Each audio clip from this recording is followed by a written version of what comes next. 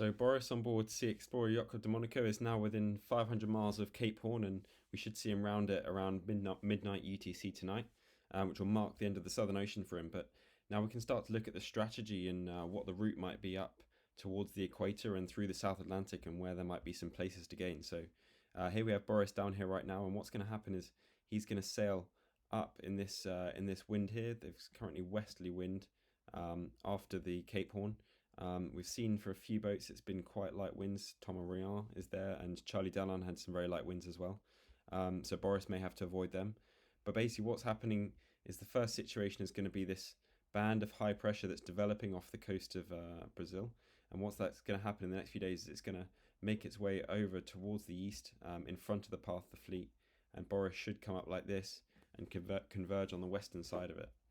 One thing to consider though is after he's gone around the Horn, you can see that the wave height, which is sort of up to 5 or 6 meters south of Cape Horn, is massively reduced, and for the rest of the South Atlantic he should be in much nicer, flatter water of 1 or 2 meter swells, and that will allow him to push the boat a lot harder. But by Friday, Boris will have converged with this high pressure, which we can see has moved over towards the east of him.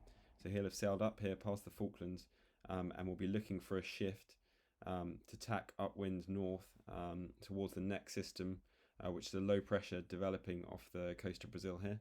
And what's going to happen is this low, since it's very young, is going to move really quickly down towards the southeast.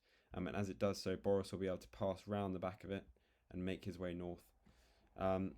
This is kind of the only option he really has to sail to the north, because if we draw a line as to how far north he would be able to make it, if he goes further inshore towards the west, he'll be stuck in this really light wind patch and not be able to go anywhere.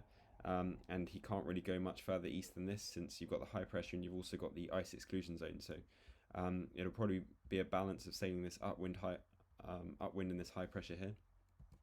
And if we skip forward to next Sunday at midday UTC, we can see that this low pressure system has moved right down here towards the southeast, and Boris will already be into the next system, which is this high pressure developing here, sailing downwind. But potentially this will be a chance to gain a few miles on Matricock and Pivia, who will be up ahead.